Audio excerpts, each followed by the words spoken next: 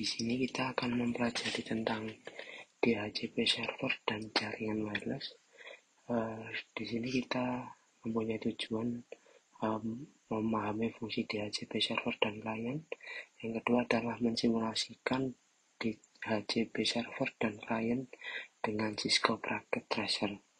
Untuk pengertian DHCP yaitu Dynamic Configuration Protocol adalah layanan yang secara otomatis memberikan IP kepada komputer yang memintanya.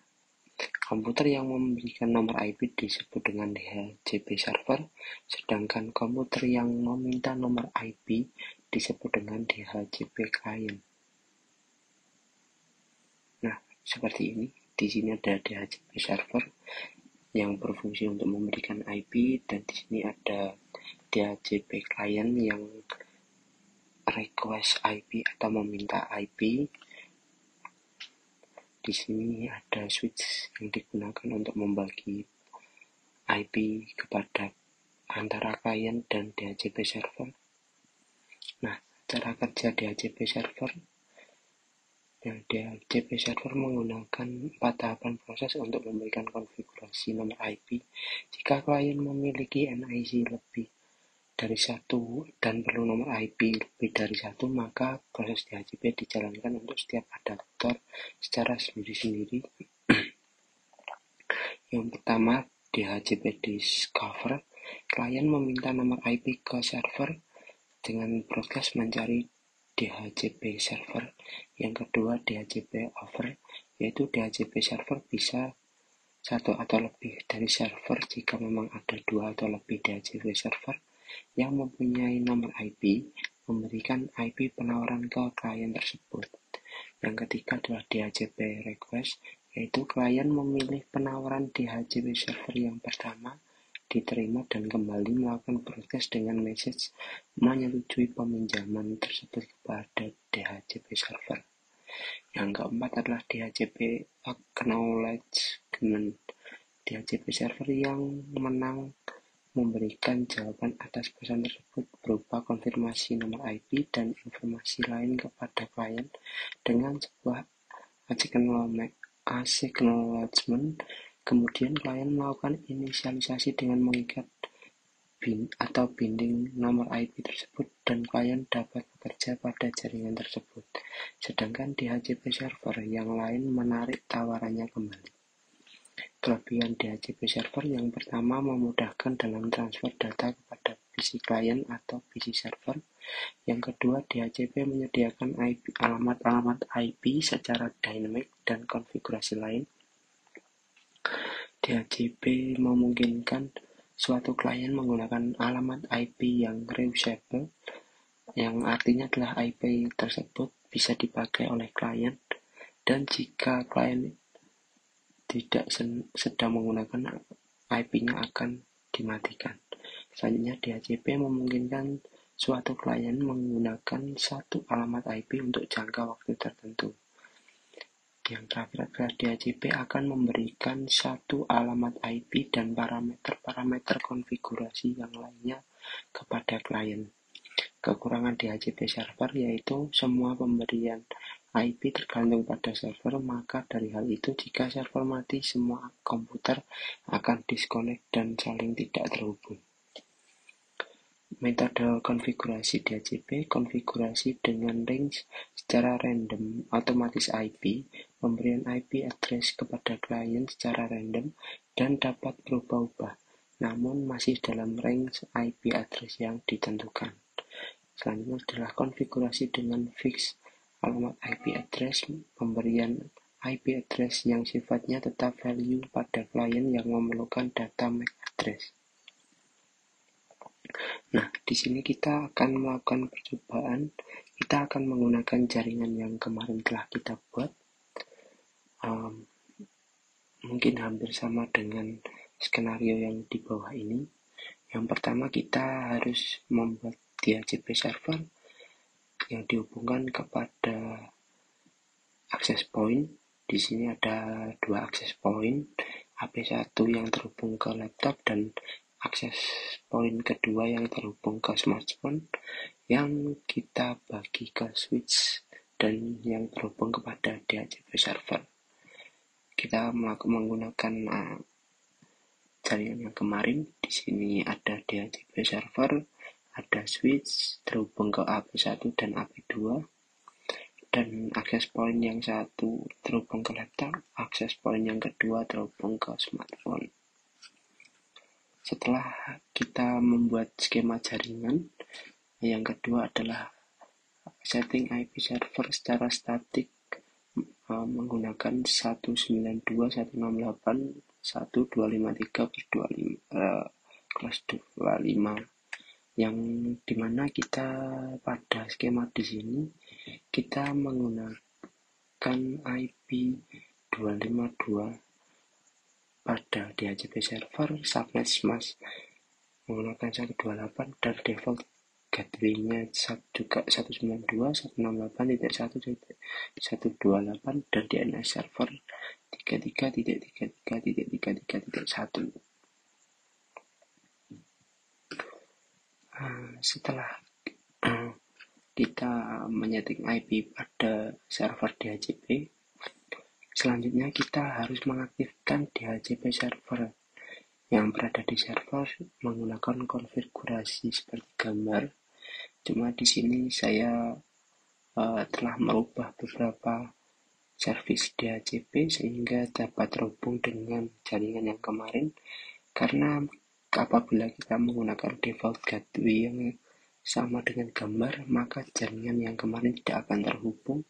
Di sini saya menggunakan default gateway 128 dengan DNS server yang sama 33.33.33.1 dengan start IP address. Di sini saya menggunakan 150 dan subnet mas menggunakan kelas B.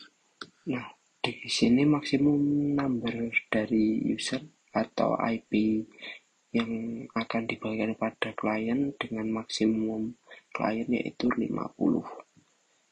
Setelah itu kita save setelah membuat konfigurasi pada DHCP server. Nah, selanjutnya aktifkan laptop dengan menggunakan DHCP klien. Pastikan sudah mendapatkan IP dari DHCP server.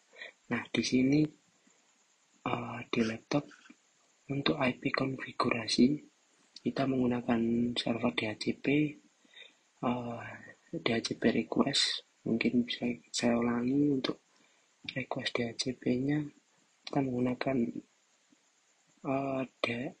IP yang DHCP itu kita request pada server DHCP sehingga kita mendapatkan IP yang dapat terhubung ke DHCP server.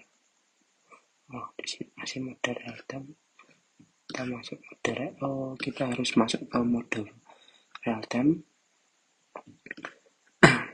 Karena kita request IP, di sini kita mendapatkan IP 192.168.1.152 dengan subnet mask yang sama, default gateway yang sama dengan DHCP server. Begitu juga dengan smartphone. Apabila di sini belum dapat IP atau IP-nya belum tersetting, kita dapat request ke DHCP server sehingga kita dapat mendapatkan IP server yang usable atau bisa digunakan. Di sini kita mendapatkan IP server 150. Nah, selanjutnya kita akan masuk ke jaringan wireless atau apakah laptop dan smartphone di sini bisa terhubung ke web server. Selanjutnya, sebelum kita masuk ke jaringan wireless, kita akan mensimulasikan apakah smartphone dan laptop terhubung ke web server. Dan apakah smartphone di sini terhubung ke web server? Kita coba.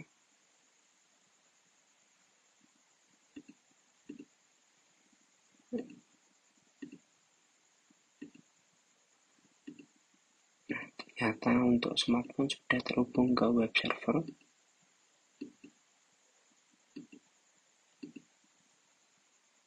Kita akan mencoba pada laptop apakah terhubung ke web server.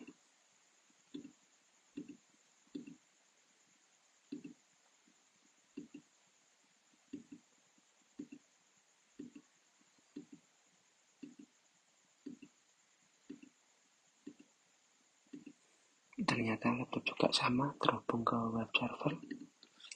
Selanjutnya kita akan memasuki jaringan wireless. Nah, pengertian dari wireless sendiri yaitu jaringan nirkabel atau jaringan tanpa kabel yang menggunakan gelombang radio seperti ponsel, televisi, radio, dan wifi laptop. Bahkan komunikasi melalui jaringan wireless sangat mirip dengan komunikasi radio 2 arah. Cara kerja jaringan wireless ini seperti ini. Adapter wireless atau komputer menerjemahkan data menjadi sinyal radio dan mengirimkan atau memancarkan menggunakan antena. Yang kedua, router wireless menerima sinyal dan melakukan dekode data, dan router mengirimkan informasi ke internet, koneksi kabel Ethernet, dan terhubung ke komputer penerima. Wireless Internet adalah layanan internet yang dapat diakses tanpa koneksi kabel fisik ke komputer menggunakan internet. Layanan internet wireless umumnya disediakan oleh penyedia layanan internet melalui router wireless atau secara lokal melalui penggunaan router wireless yang terhubung ke kabel atau modem DSL yang ada di rumah atau di kantor. Nah, di sini ada macam-macam keamanan jaringan wireless. Yang pertama, WPA, PSK atau Wi-Fi Protect Access atau PSK adalah pengamanan jaringan nirkabel dengan menggunakan metode WPA, PSK jika tidak ada autentifikasi server yang digunakan. Yang kedua adalah WEP atau Wired Equivalent Privacy atau CERT-K adalah suatu metode pengamanan jaringan nirkabel, disebut juga dengan CERT-K Authentication, yaitu metode autentikasi yang membutuhkan penggunaan WEP. Yang selanjutnya adalah WPA atau Wi-Fi Protect Access adalah suatu sistem yang juga dapat diterapkan untuk pengamanan jaringan nirkabel. WPA ini diciptakan untuk melengkapi dari sistem yang sebelumnya yaitu WEP. Frekuensi dari Wi-Fi pada umumnya sinyal Wi-Fi yang saat ini digunakan adalah sinyal Wi-Fi dengan frekuensi 2.4 GHz dan juga 5 GHz atau gigahertz. Dengan frekuensi tersebut bisa membantu kamu untuk mendapatkan sinyal yang baik dan kuat untuk mengakses internet. Frekuensi 2.4 GHz atau 2400 MHz adalah frekuensi atau sinyal yang sudah sejak lama kita gunakan pada umumnya. Contohnya di sini ada perangkat remote control TV, remote control mainan, remote alarm mobil, Bluetooth, dan router Wi-Fi adalah salah satunya. Frekuensi 5 GHz adalah teknologi yang lebih baru sebagai jawaban terhadap banyaknya pemakaian frekuensi 2,4 GHz. Selain itu, saat ini perangkat yang telah mendukung frekuensi ini masih belum sebanyak perangkat yang memakai frekuensi 2.4 GHz. Tetapi frekuensi yang lebih kuat ini mempunyai kekurangan, yaitu di daya cakupan yang lebih pendek. Nah, selanjutnya kita akan melakukan percobaan. Kita menggunakan skema jaringan yang tadi. Yang kedua adalah kita harus setting AP1 atau access point 1 pada port 1 dengan SSID access point 1, channel 1, dan metode autentifikasi keamanan WPA, PSK, password 1-8. Nah, kita akan mencoba setting access point 1 dengan yang telah ditentukan. Masuk ke access point 1, kita ke port 1, Nah, di sini saya belum menggunakan pengamanan, jadi kita harus menggunakan pengamanan sesuai perintah, yaitu WPA PSK. WPA PSK 2 dengan password 1 sampai 8.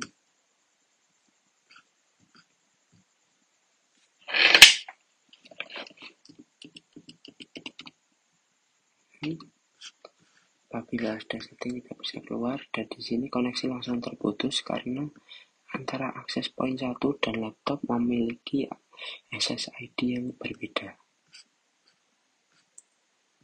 Nah, kita untuk setting akses point 2 kita tanpa metode pengamanan. Setelah itu kita akan menyeting laptop dengan SSID yang sama dengan IP address di sini yang telah ditentukan atau sudah request dari DHCP server. Untuk setting smartphone kita tetap menggunakan settingan yang tadi karena tidak ada pengamanan atau akses point kedua itu sama dengan yang tadi. Maka yang harus kita rubah hanya di laptop agar bisa terhubung dengan akses point yang satu.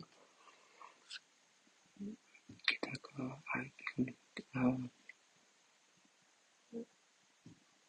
config, kita ke wireless.